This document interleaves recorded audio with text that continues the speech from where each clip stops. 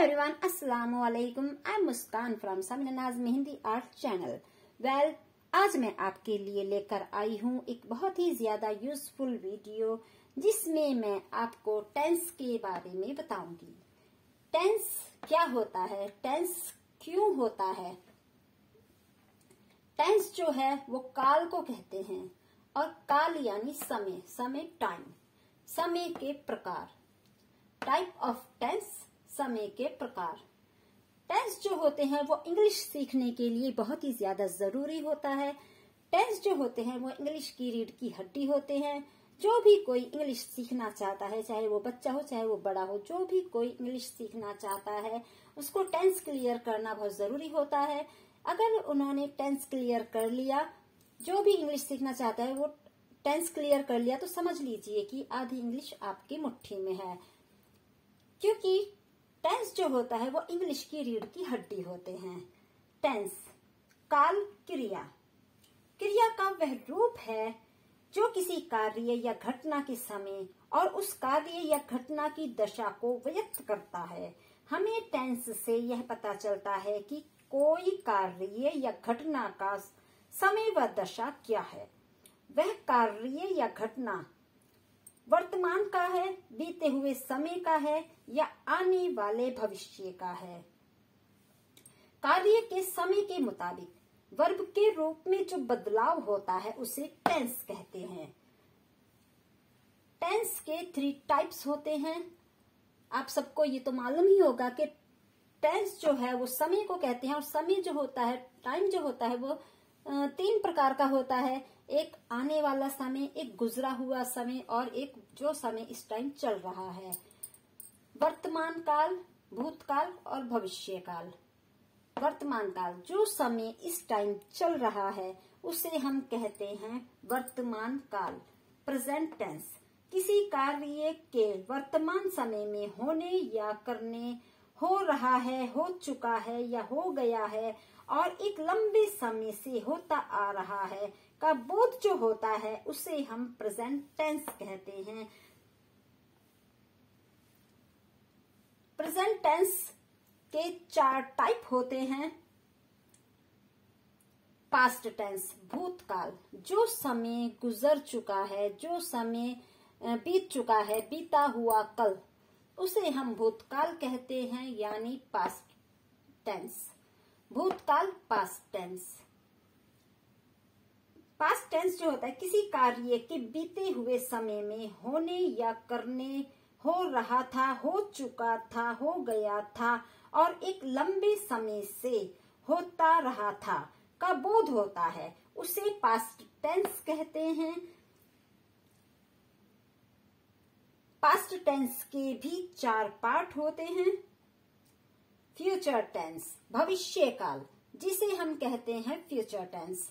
जो समय आने वाला है, किसी कार्य के आने वाले समय में होने या करने, हो रहा होगा, हो चुका होगा, होता होगा या होता आ रहा है, होता आ रहा होगा आदि सेंटेंस जो आते हैं वो फ्यूचर टेंस में आते हैं। इसे हम फ्यूचर टेंस कहते हैं। Present tense, past tense and future tense. बहुत ही आसान और सिंपल लैंग्वेज में मैं आपको समझाऊं। टेंस जो होते हैं वो दादाजी होते हैं और दादाजी के 3 बेटे हैं, present, past and future. Present के भी 4 बेटे हैं, पास्ट के भी 4 बेटे हैं एंड फ्यूचर के भी 4 बेटे हैं। जब हमें इन बेटों को ये मालूम करना पड़ता है कि ये इसके पिता कौन हैं, ये किस कैटेगरी का है, तो हमें ये मालूम करने के लिए हमें उसका सरनेम लगाना पड़ता है। जैसे indefinite tense, indefinite tense, indefinite tense, हमें कैसे मालूम ये कौन सा है। लेकिन इसके लिए जब हम कहेंगे कि present indefinite tense, past indefinite tense, future indefinite tense, तो हमें ये मालूम हो जाएगा कि ये प्रेजेंट का है, ये पास्ट का है, ये फ्यूचर का है। बहुत ही आसान लैंग्वेज में मैंने आपको बताया है कि टेंस दादाजी हैं, ये 3 उनके बेटे हैं, प्रेजेंट, पास्ट एंड फ्यूचर, और 4 उनके बेटे हैं, प्रेजेंट के भी 4 बेटे, पास्ट के भी 4 बेटे एंड फ्यूचर के भी 4 बेटे। और इनका हमें नाम जो है वो नाम बिल्कुल सेम है, लेकिन जब हमें इनका नाम लेना है तो इनके नाम लेने के लिए हमें इनके पिता का नाम लेना बहुत जरूरी है, इनका सरनेम लेना बहुत जरूरी है। जैसे present indefinite tense, present continuous tense, present perfect tense, present perfect continuous tense, past indefinite tense, past continuous tense, past perfect tense, past perfect continuous tense. Future, future indefinite tense, future continuous tense, future perfect tense, future perfect continuous tense. Clear? यहाँ तक उम्मीद करती हूँ आपको clear हो गया होगा, क्योंकि प्रेजेंट, पास्ट एंड फ्यूचर चारों के नाम बिल्कुल सेम हैं। प्रेजेंट के भी 4 पार्ट हैं, पास्ट के भी 4 पार्ट एंड फ्यूचर के भी 4 पार्ट हैं, और इनके नाम बिल्कुल सेम हैं। लेकिन नाम लेने से पहले जब हम कोई सेंटेंस बनाएंगे, अगर हम प्रेजेंट का सेंटेंस बनाएंगे तो present indefinite, present continuous, present perfect, हमें प्रेजेंट का जो स्ट्रक्चर है वो ऐड करना होगा। और जब हम पास्ट का सेंटेंस बनाएंगे तो past indefinite, past continuous, past perfect continuous tense.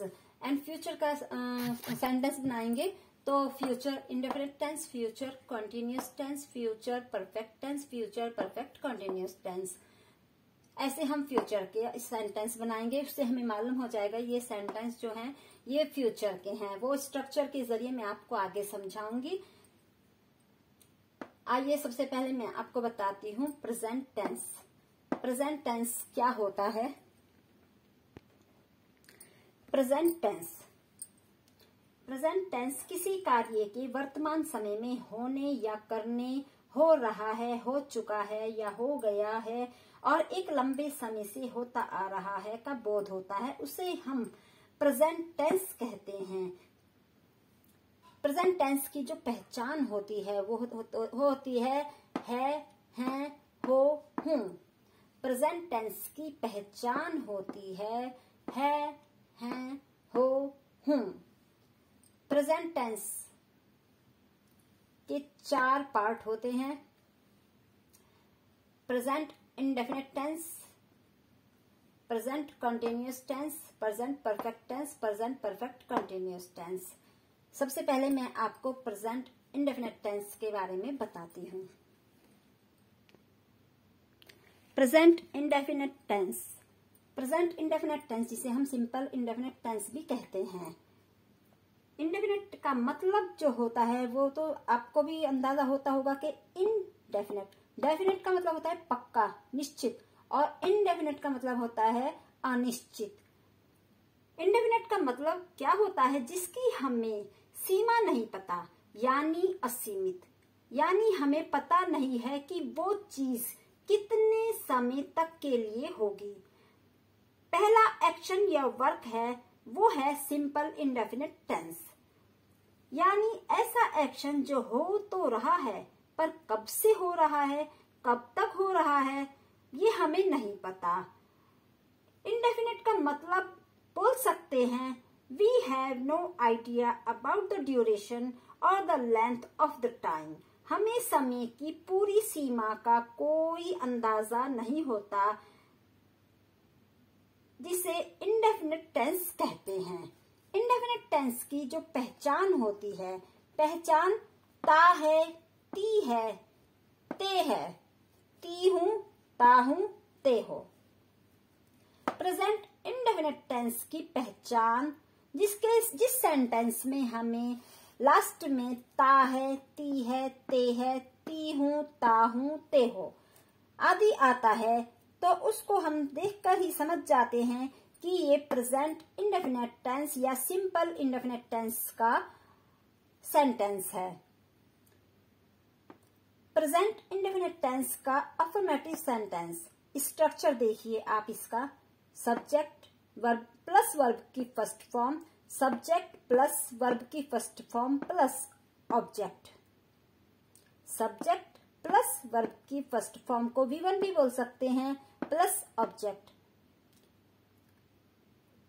Subject अगर हमारा थर्ड पर्सन सिंगुलर है, वर्ब की फर्स्ट फॉर्म में एस या ईएस ऐड होगा। और अगर हमारा थर्ड पर्सन सिंगुलर नहीं है, सब्जेक्ट हमारा थर्ड पर्सन सिंगुलर नहीं है, वो प्लूरल की कैटेगरी में आता है, तो हमारा जो वर्ब की फर्स्ट फॉर्म है उसमें एस या ईएस ऐड नहीं होगा। आइए मैं आपको सेंटेंस बताती हूँ। वह गाना गाती है। वह गाना गाती है, ती आ गया ना यहाँ पर, जैसे ती है। वह गाना गाती है, तो ये सेंटेंस देखकर हम समझ जाएंगे कि ये सेंटेंस जो है वो प्रेजेंट इंडेफिनिट टेंस का है। वह गाना गाती है। वह सब्जेक्ट हुआ हमारा शी, सब्जेक्ट हुआ हमारा शी, और शी जो है वो थर्ड पर्सन सिंगुलर कैटेगरी में है, इसीलिए वर्ब की फर्स्ट फॉर्म में एस या ईएस ऐड होगा। वह गाना गाती है, वह सब्जेक्ट शी हो गया। वर्ब की फर्स्ट फॉर्म में सिंग के साथ में एस लग गया, sings a song, plus object a song. She sings a song. वह गाना गाती है, शी सिंग्स अ सॉन्ग। वे बाजार जाते हैं। वे सब्जेक्ट हुआ हमारा दे, सब्जेक्ट दे जो है वो प्लूरल की कैटेगरी में है, इसीलिए इसके वर्ब की फर्स्ट फॉर्म में एस या ईएस नहीं लगेगा। वे बाजार जाते हैं। दे गो। गो में एस या ईएस नहीं ऐड होगा। They go plus object to the market. वे बाजार जाते हैं। वे सब्जेक्ट हुआ हमारा दे, गो वर्ब की first form go to the market plus object to the market. Sameera खाना पकाती है। समीरा, समीरा जो है वो नाम है और नाउन, नाउन जो है वो हमारा थर्ड पर्सन सिंगुलर है, समीरा, इसीलिए वर्ब की फर्स्ट फॉर्म में एस या ईएस ऐड होगा। समीरा खाना पकाती है। समीरा कुक, वर्ब की फर्स्ट फॉर्म में एस ऐड कर दिया, S cooks plus object food. Samira खाना पकाती है। समीरा कुक्स फूड। राज और रोहन नाचते हैं। राज and Rohan dance.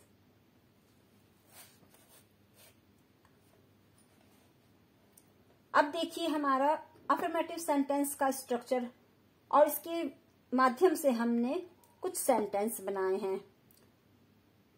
Subject verb की first form plus object, S या ईएस हमने तब ऐड किया जब हमारा सब्जेक्ट जो है वो थर्ड पर्सन सिंगुलर है। अगर हमारा थर्ड पर्सन सिंगुलर सब्जेक्ट नहीं है, वो प्लूरल की कैटेगरी में आता है, तो वहां पर हमारा वर्ब की फर्स्ट फॉर्म में एस या ईएस ऐड नहीं होगा। अब लेते हैं हम नेगेटिव सेंटेंस। नेगेटिव सेंटेंस जो है वो सब्जेक्ट प्लस हेल्पिंग वर्ब यहां पर आ जाता है, डज या do, plus not plus verb की फर्स्ट फॉर्म प्लस ऑब्जेक्ट।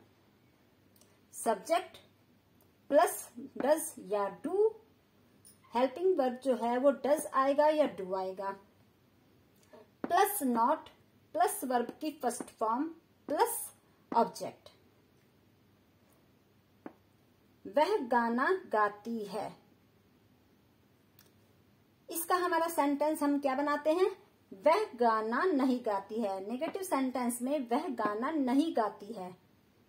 वह, शी हो गया हमारा सब्जेक्ट, शी। सब्जेक्ट के बाद में हम लेते हैं डज या डू। नेगेटिव सेंटेंस के स्ट्रक्चर में सब्जेक्ट के बाद में डज या डू ऐड होना है। अब हमारा सब्जेक्ट जो है वो शी है, शी हमारा थर्ड पर्सन सिंगुलर कैटेगरी में है, इसीलिए थर्ड पर्सन सिंगुलर कैटेगरी में डज ऐड होगा और प्लूरल कैटेगरी में डू ऐड होगा। जहां भी हमारा सिंगुलर थर्ड पर्सन कैटेगरी से लिया जाएगा तो हमारा डज ऐड होगा और प्लूरल कैटेगरी में है तो डू आएगा। इस बात को हम ध्यान में रखते हुए देखते हैं। शी हमारा थर्ड पर्सन सिंगुलर कैटेगरी में है, इसीलिए शी के साथ में हमें डज ऐड करना है। Subject she does plus not sing a song, verb की फर्स्ट फॉर्म सिंग, ऑब्जेक्ट हो गया हमारा song, a song plus object a song.